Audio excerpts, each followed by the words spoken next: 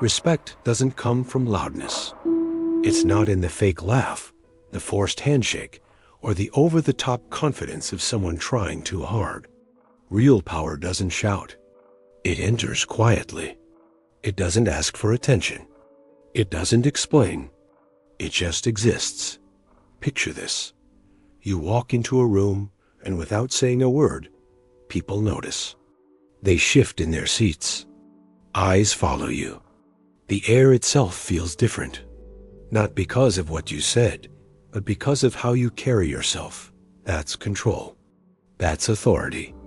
That's how respect is built without noise. Weak people fill silence with chatter. Powerful people turn silence into their weapon. The insecure try to prove themselves by overreacting. The strong stay calm. They don't chase, they don't beg, they don't explain. They let others lean in wonder and work hard to earn their approval. Machiavelli knew this centuries ago. Respect isn't given by words, it's built through presence.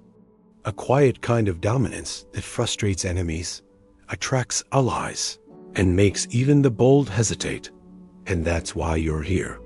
Because in this video, I'm going to show you 5 Machiavellian moves to command respect without saying a single word. Miss this, and you'll stay invisible. Watch this, and you'll own every room you enter. Let's start with the first weapon, the eyes. People like to say the eyes are the window to the soul. That sounds poetic, but it's wrong. Your eyes are not windows, they're weapons. They can cut like daggers, guard like shields, or shine like crowns. The way you look at someone can crush their confidence or make them feel chosen. Machiavelli would tell you, power isn't about what you feel inside. It's about what you project. And your stare is the purest form of projection. Think of nature. When two predators lock eyes, there's no speech, no discussion, no debate. Dominance is decided in silence. The one who looks away first loses. That law still holds true today, whether in a boardroom, a club, or even a family argument. We are animals first, and the stare decides who's in control. So how do you use it? Rule 1, never dart. Weak men's eyes jump around the room like prey scanning for danger. Strong men move their eyes slowly, like kings choosing where to place their attention. Every shift says, I decide what matters. Rule 2, hold, don't glare. A glare looks desperate. A steady gaze feels powerful. Don't squint. Don't try too hard. A calm, relaxed look terrifies more than any angry face. Rule 3, control the drop. The moment you look away matters. Break too soon, and you show weakness. Hold too long, and you look insecure. A true master chooses when to end it, looking away slowly, as if to say, I'm done with you. That silent dismissal cuts deeper than an insult. Imagine this. You're in a negotiation. The other side is loud, listing demands, raising their voice. Don't respond. Don't fidget. Just hold your gaze. Stay calm, stay quiet. Let them drown in their own words. Silence plus stare equals control. They'll stumble, reveal weakness, and chase your approval, all because your eyes stayed strong while others begged for escape. And here's what most people forget. The stare isn't just for conflict. It's also for attraction. Lovers know this. A lingering look can pull someone toward you without saying a word. Why? Because your eyes show certainty, and certainty is magnetic, but you can't fake it. If your heart is racing and your hands are sweating, your eyes will betray you. The Machiavellian stare comes from true calmness inside, from being untouchable, unbothered. You get it by caring less about approval and more about control. So try this in daily life. Next time someone speaks to you, don't rush to nod or answer. Just stay calm, quiet, and watch. See how they start to adjust themselves, how they try harder to please you. That's power, because respect doesn't come from noise, it comes from tension. And nothing creates tension like the stare. It's primal. It's unforgettable. Once you master it, you'll never need to raise your voice. Your eyes will raise the stakes. But power isn't only in the stare. It's also in how you stand, sit, and move. Your posture is your silent throne. Watch the weak in any room, shoulders slumped, arms folded, head down like they're apologizing for existing. Their body gives away what their mouth tries to hide. Doubt, fear, submission. Now watch the powerful. Their posture is upright, open, steady. It's like they carry an invisible throne wherever they go. Their stillness commands the room. While others fidget, tap, or shift nervously, the powerful waste no motion. Their body says one thing: I am in control. I am the center. I cannot be moved. That's what true posture says. Your shoulders decide the battlefield. Rounded shoulders fold you inward like defeat. Rolled back, steady shoulders open your chest, free your breath, and deliver a clear message. I am here. I am unafraid. And here's the secret. You don't need giant muscles for this. You need discipline. Because real strength starts with posture, not biceps. Your head is your crown. Tilt it too far down, and you look broken. Tilt it too high, and you look arrogant. The right position is level and steady, chin slightly raised, eyes direct. You're not looking down in fear, and you're not looking up for permission. You're looking straight ahead, as if the world already owes you tribute. But posture doesn't mean standing stiff like a statue. It's about controlled movement. Every step, every shift, every gesture must look chosen, not accidental. Rise from a chair slowly. Turn your head with purpose. Rest your hands as if you meant to put them there. Small details like this create your aura. Haste screams desperation. Slowness radiates mastery. Even the way you sit matters. Weak men collapse into chairs like peasants, tired and defeated. Strong men sit as if every chair is a throne. Back straight, legs planted or crossed with confidence, arms relaxed but never hidden. It's not arrogance, it's presence. Your posture declares, this is my ground. You are in my court. Picture this. A high-stakes meeting. Voices clash. Egos flare. Everyone is scrambling for attention. But you stay still, upright, calm. And slowly, people notice the only one not fighting for the spotlight, you. Your posture becomes gravity. Silence plus posture equals dominance. Here's the Machiavellian truth. People don't judge you by your courage, intelligence, or discipline. They judge you by how you carry yourself. If your posture screams weakness, nothing else matters. But if your posture signals power, even your silence becomes command. And posture always begins in the mind. A desperate heart creates desperate movements. But when you decide you have nothing to prove, your body naturally steadies. Posture is not a trick. It's the performance of certainty until certainty becomes real. Train this daily. When you walk into a room, imagine you're carrying a throne on your back. When you sit, imagine you're a ruler receiving subjects. When you stand, imagine you're carved from stone, not shifting sand. Over time, your body will learn the language of power, and respect will follow without a word. Machiavelli himself would remind us, rulers must appear strong, disciplined, firm, whether they truly are or not. Posture is that appearance. It's the costume of kings, the armor of generals, the silent roar of dominance. Sit on your invisible throne and watch how the world bends. But power isn't just in your eyes or your posture. Power also lives in symbols, the things you wear, the objects you carry, and the rituals you perform. Humans are creatures of perception. Machiavelli understood, it is not enough to be powerful. You must look powerful. Symbols are signals. They tell the world who rules before you open your mouth. Think of kings and generals. They wear crowns, medals, and robes. Not because gold makes them strong, but because symbols remind everyone else of their strength. Modern men forget this. They wear sloppy clothes, carry cheap junk, rush through life without rituals, and then wonder why no one respects them. Respect begins with the stage you build around yourself. First law: dress with intention. Clothes are not decoration, they are armor. The man with wrinkled shirts and scuffed shoes screams, "I don't even control myself." The man in clean, sharp attire whispers, "I control everything." You don't need luxury brands.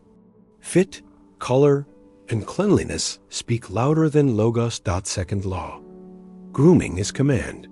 Your hair, beard, nails, these tiny details decide how the world sees you. Neglect them and you project weakness. Master them and you radiate order and discipline. Third law: objects are extensions of you. Every item you carry signals who you are. A broken wallet, cracked phone, or cheap pen whispers carelessness. But a polished watch, a fine pen, a neat notebook, all these whisper, "This man operates at a higher standard." Fourth law: rituals create presence. Rituals are not random habits, they're deliberate performances of control. Pouring a drink slowly, adjusting a cufflink, pausing before you sit, lighting a cigar with calm precision. These rituals slow down time, draw attention, and force others to wait. And waiting creates respect. Fifth law: control your entrances. The way you walk into a room is itself a symbol. Do you rush in, desperate to be noticed? Or do you enter slowly, steady, dressed with care, as if the place already belongs to you? A deliberate entrance is more powerful than a speech. Imagine this scene. A man rushes into a meeting in a wrinkled hoodie, glued to his buzzing phone. He slumps into a chair, mutters hello. He might be smart, but no one takes him seriously. Now contrast that with another man. Tailored jacket, polished shoes, calm steps. He adjusts his sleeve, places his notebook with care. He hasn't spoken yet, but the room already knows who commands attention. Symbols work both ways. Sloppy objects and careless rituals project weakness instantly. Respect is fragile, lose it through appearance, and words cannot fix it. But here's the Machiavellian twist. Symbols don't just convince others, they rewire you. Wear sharp clothes, use quality tools, repeat deliberate rituals, and soon you feel more disciplined, more controlled. The mask becomes the man. The performance becomes a reality. So curate your stage.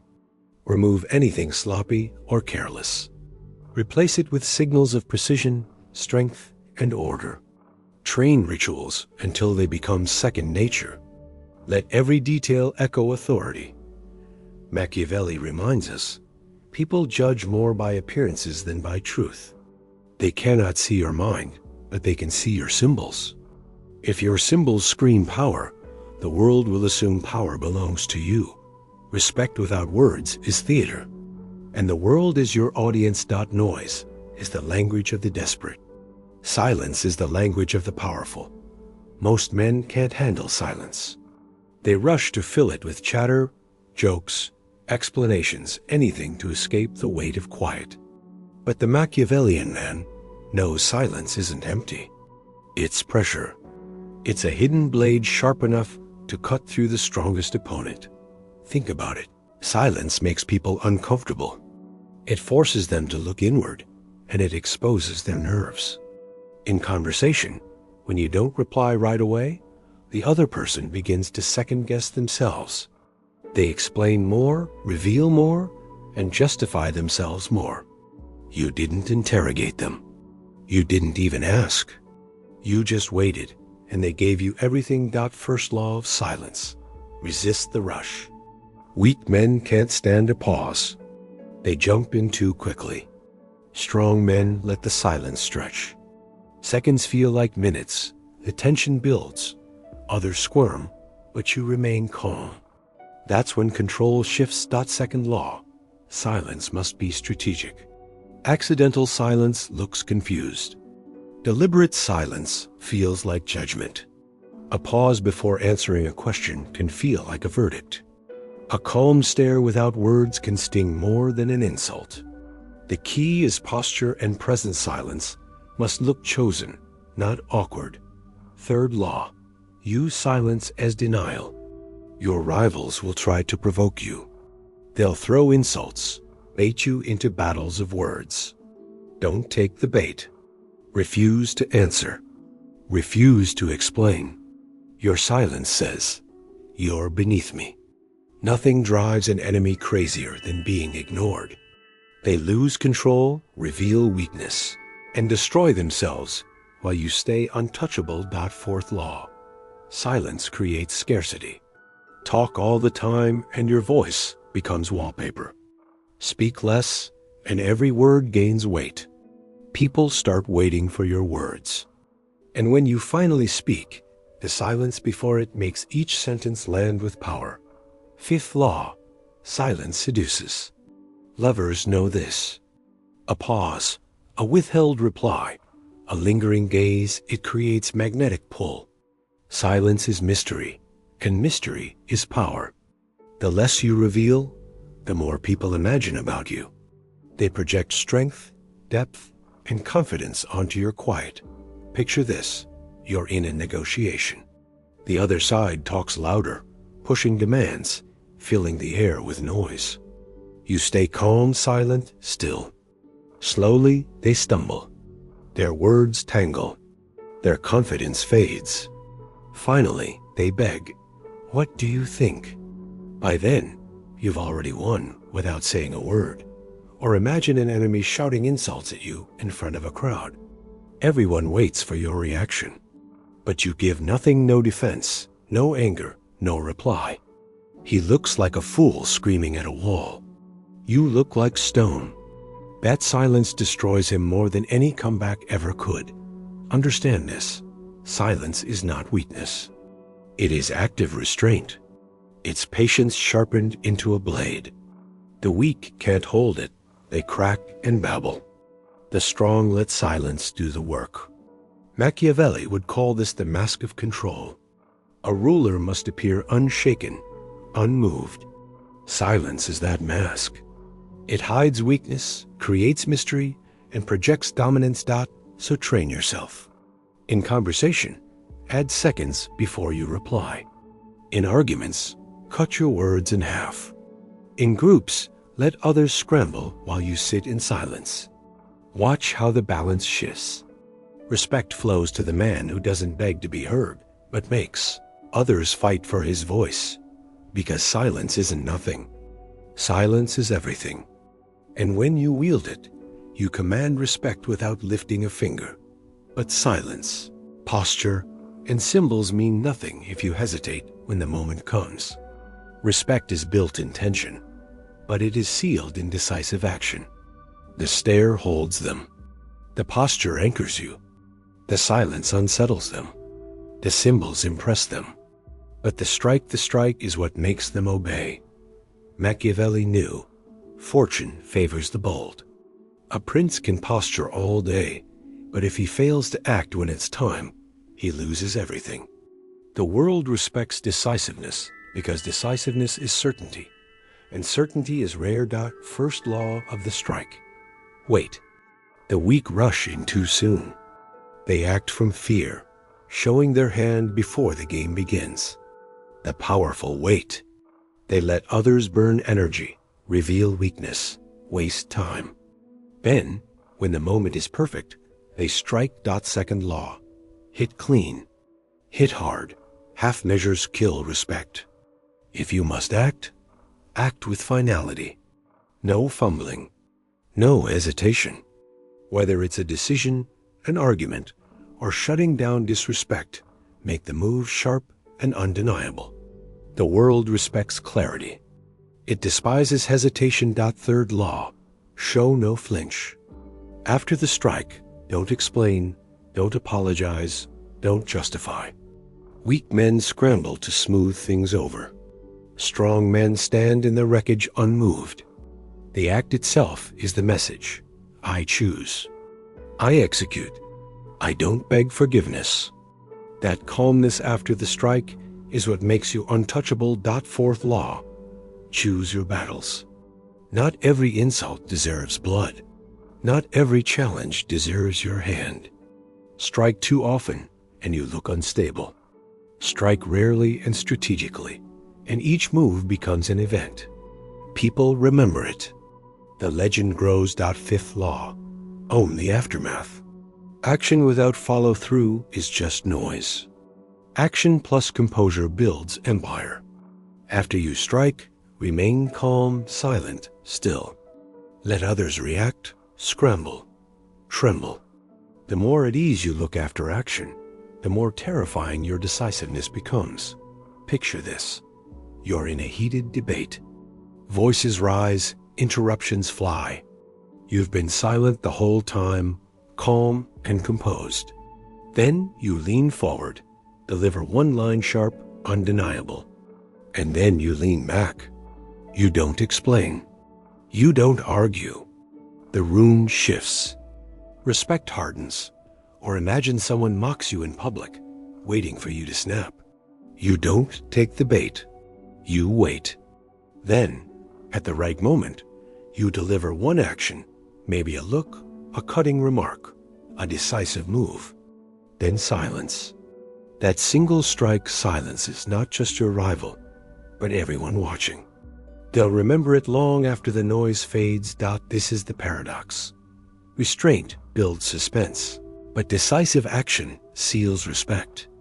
Too much restraint, and people doubt you. Too much action, and they dismiss you. The art is balance. And when you master it, you become someone who cannot be ignored, cannot be dismissed, cannot be toyed with. Machiavelli said, "It is better to be feared than loved, if you cannot be both." Fear doesn't come from silence alone. It comes from the strike, the reminder that behind your calm mask lies steel. So remember, respect is not begged. Respect is taken.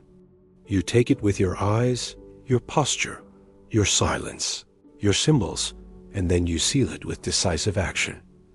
And if you followed me through this journey, you now hold the full arsenal of Machiavellian power. You know how to command respect without a word. But power unused is power wasted. Practice it. Master it. Live it. If this message cut through the noise for you, then do the powerful thing like this video, subscribe, and join me in building a world where respect is commanded, not requested. Remember, power isn't in how much noise you make, but in how much control you hold. Every pause, every silence, every decisive action shapes how the world sees you. If today's lesson gave you a new perspective, then stay with me. This channel is built for those who don't just want influence, they want mastery. Subscribe, share this message, and keep sharpening your presence. Because respect is never given, it's taken. And here, you'll learn exactly how to take it.